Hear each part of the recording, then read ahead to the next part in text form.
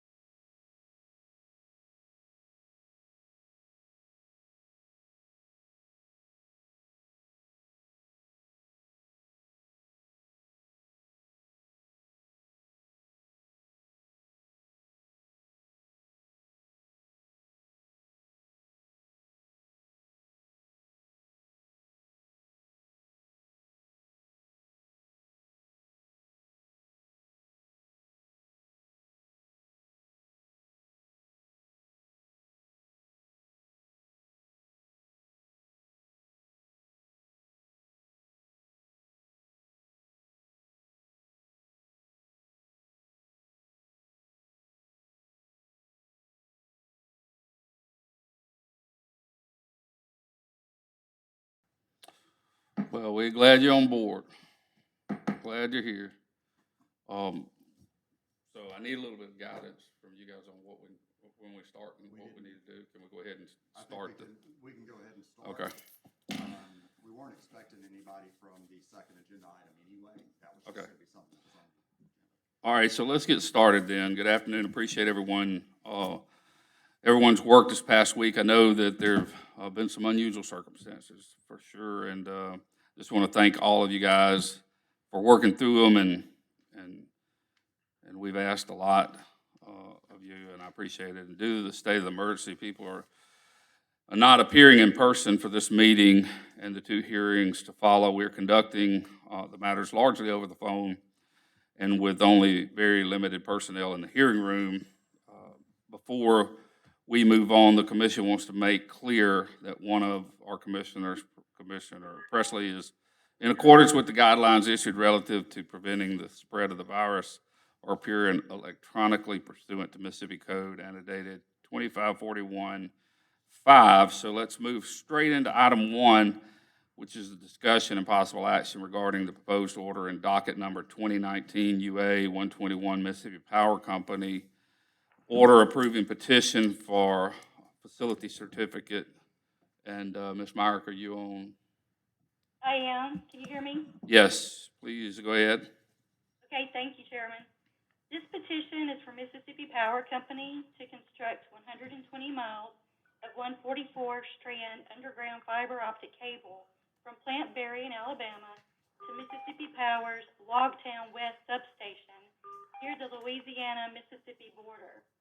The new fiber will replace Mississippi Power's current fiber network that has exceeded its recommended service life. Mississippi Power's fiber network serves as the backbone communication route for the company and provides communication paths for critical generation, transmission, and distribution systems.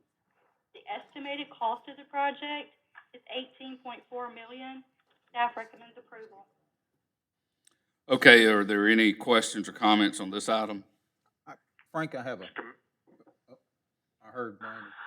Brandon Presley? No, go ahead. Somebody had a question.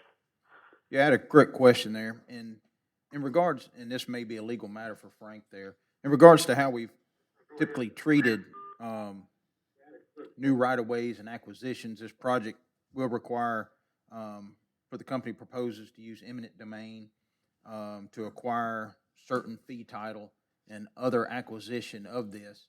Does that create a need for a hearing in regards to that? Has that typically been done when new right-of-way is acquired for certain projects, or is this different because it's telecommunication? Well, it's not necessarily telecommunications so much as it is fiber, but the legal question of condemning land would go to the courts. Okay, I just wasn't sure. I mean, they talked about in the petition. It could be one or more right-of-ways may be needed, and That's that may include acquisition, simple fee title, and other things like that. And I didn't know if that would stipulating any kind of hearing needs or anything along those lines, and that's what was my That would question. be, that is something that the company and the landholders would have to decide on their own through negotiation. And as a last resort would be, that eminent domain action. Okay, so hopefully, so I assume they're notifying those potentially impacted stakeholders through that process. Okay. Correct. All right. Commissioner Presley, anything? Mr. Chairman, I move we approve the orders presented. Thank you. Have a second? Second. All in favor signify by saying aye. Aye. Aye. Any opposed? Ayes have it. Motion passed. On the second one, I'd like to talk about is discussion and possible action regarding the proposed order in docket number 2019 UA 131, Prairie Land Water Association's order granting supplemental certificate of public convenience and necessity. Mr. Boackle, are you on?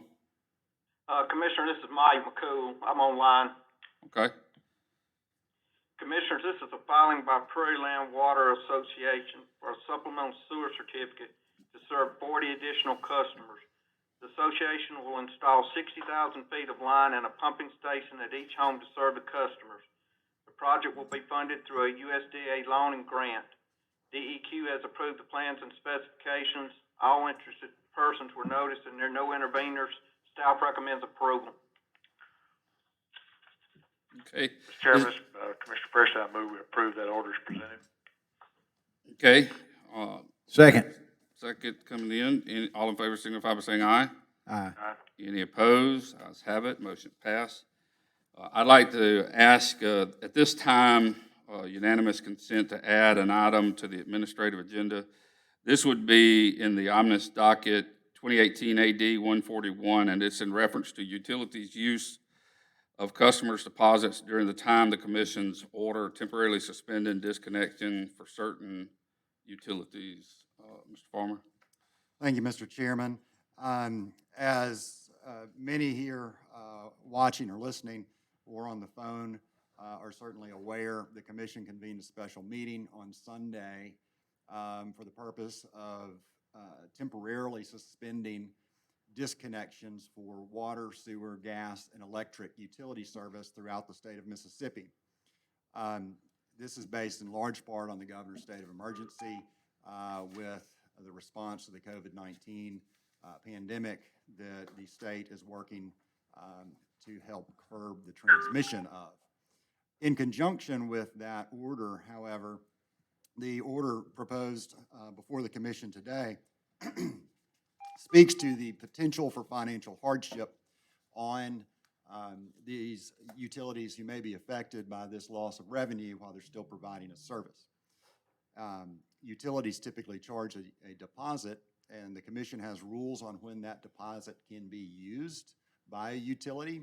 It is typically associated with the final discontinuance of that utility service to that customer.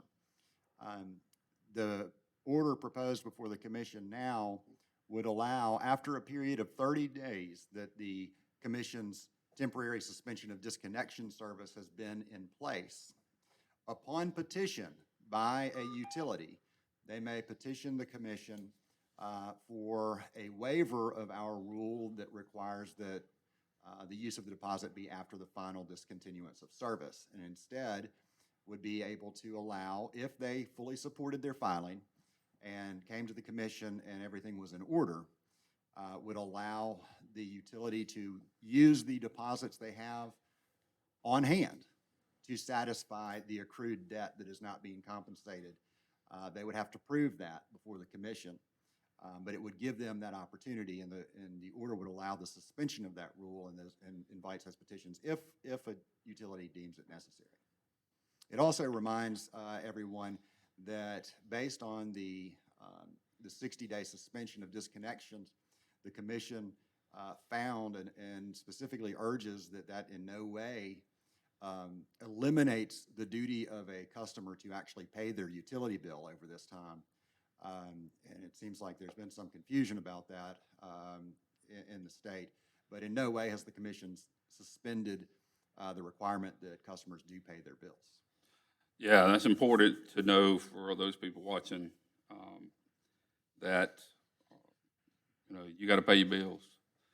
This is gonna leave you in an emergency situation, but you don't pay your bills, you're gonna get late fees, and you're gonna ultimately have to pay it, and we don't want that to happen. So, again, anybody have any questions for this?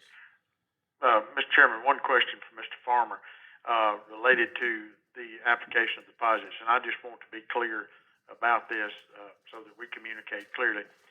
A utility that wants to waive the rule and not apply the deposit to the final bill of a customer can only apply to the commission for that exemption in 30 days after the commission's Sunday order is in effect, correct? That's correct, Commissioner. They would not be able to petition the commission until after a period of 30 days from yesterday. Okay. And lastly, if the commission elects to give that waiver, for instance, if I had a deposit of $100 and my bill is only $50, I assume the guidance would be, obviously, you wouldn't apply the entire deposit. It would only be that amount to which would cover the bill that was past due, correct? Correct. It could only be used for, the deposit money would only be able to be used in the event that this came before the commission for services that were actually rendered by the utility and that had not been compensated by the customer. Right. And lastly, just for the record, I mean, it's very important for the utilities to be able to function financially in this period without any distress that would cause a degradation of service that would then have an effect on public health and welfare. I just want to make sure that if a utility applies to us in 30 days to ask for this waiver, that we just specifically note in any of those orders, it's only the amount that would be covered by the deposit, so that it's not a complete, I don't think anybody would ask for that, but it just so to be clear for the public that if you got a $100 deposit and your bill's only $50, then obviously they could only request to take that $50 of the deposit at that time. If there are no other questions, Mr. Chairman, I move approval of the order. Okay, do I have a second on that? Got a second? All in favor, signify by saying aye. Aye. Any opposed? Ayes have it. All right, that concludes our regular agenda for the day. So let's move on to the other two hearings that are set. The commission calls up the hearing in docket number 2019 UA 219, Mississippi Power Company Notice of Intent to Change Rates, a 2019 rate case. The commission wants to make clear that one of the commissioners, in accordance with guidance issued relative to preventing the spread of the virus that causes COVID-19, are appearing electronically pursuant to Mississippi Code 2541-5. Commissioner, Mr. Chairman, if I could press pause for a second, we need to make sure that the court reporter is on the line, and I'm not sure that she is yet, but I've heard a lot of beeps. So, Ms. Court Reporter, are you on the line?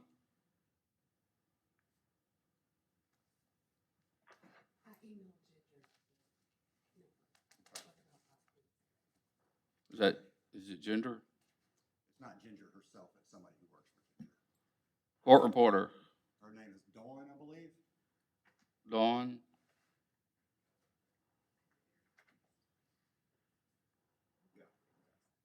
And to be clear, if the commission desires not to wait on the court reporter to get here, we have a transcript of this through our YouTube recording. So it's all on video, and everything we say here is recorded there as well. So if we get to where we're waiting very long, we can move ahead without the court reporter. Okay, we'll give her a few minutes, and everybody good with that? Yes, sir. Okay. We'll pause it for 2 or 3 minutes, and if she comes on, then we'll go ahead. If not, then we'll just go ahead.